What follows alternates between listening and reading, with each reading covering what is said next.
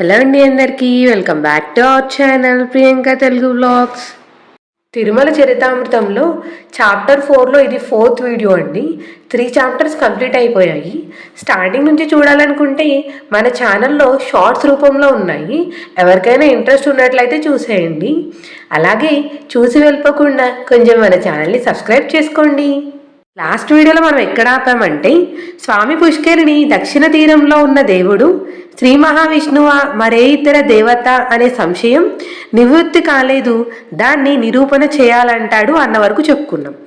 దానికి శ్రీ రామానుజులు పురాణాలు చదివిన వారికి సంశయానికి తావులేని విషయమని, అన్ని పురాణాలలో శ్రీమన్నారాయణుడు శ్రీనివాసుడుగా ఈ పర్వతానికి వచ్చిన విషయం స్పష్టంగా వివరించబడిందని, భూవరాహ శ్రీనివాస ఇద్దరు శ్రీమన్నారాయణుడేనని, వరాహస్వామి భూదేవిని రక్షించాక సువర్ణముఖి నదీ సమీపాన ఈ శేషాచలంపై నివాసం ఉన్నారన్న ప్రసక్తి, అసలు శ్రీనివాసుడు ఈ పర్వతానికి ఎలా వచ్చాడు అన్నదాన్ని భవిష్యోత్తర పురాణం చాలా వివరంగా చెప్తుంటే, ఇంకా 10కి పైగా పురాణాల్లో కూడా ఉందన్న విషయం సభ దృష్టికి పురాణంలో భీష్ముడు ధర్మరాజుకు శ్రీనివాసుడు వెంకటాచలానికి ఎలా వచ్చినది సవివరంగా చెప్తాడు. అందులో నారదుడు వైకుంఠంలోని భగవంతుడు శ్రీమన్నారాయణుడు వైకుంఠాన్ని వదిలి వెంకటాచలానికి వెళ్ళిపోయాడన్న వార్త అగస్త్యుడు వ్యాసుడు మొదలగు ఋషులకు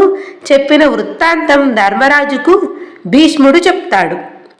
అంతేకాదు భీష్ముడు నారదుడు కూడా వెంకటాచలానికి వెళ్ళి స్వామిని దర్శించిన విషయం హరిమండలం వంటి విమానంగా చెప్తారు. శ్రీనివాస ప్రభువు వేయించేసి ఉన్నారని, స్వామి పుష్కరిణి పక్కన శ్రీనివాసుని సాక్షాత్కారాన్ని వర్ణించారు. రాక్షసుల బాధలు తట్టుకోలేని దేవతలు వైకుంఠానికి వెళ్తే భగవంతుడు ఇక్కడ లేడు, భూలోకంలో ఒక పర్వతం మీద ఉన్నాడు, అక్కడికే వెళ్ళండి అని భగవంతుడు సేవకుడు చెప్పడం వరాహ పురాణంలో చూస్తాం కదా.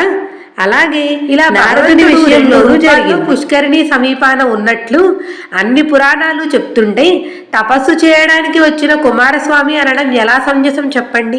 ఇక్కడితో ఆపుతున్నానండి. Continuation next video.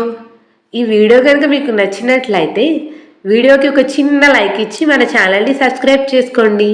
అలాగే మీ ఫ్రెండ్స్ అండ్ ఫ్యామిలీకి వీడియోని తప్పకుండా షేర్ చేయండి. Thank you for watching.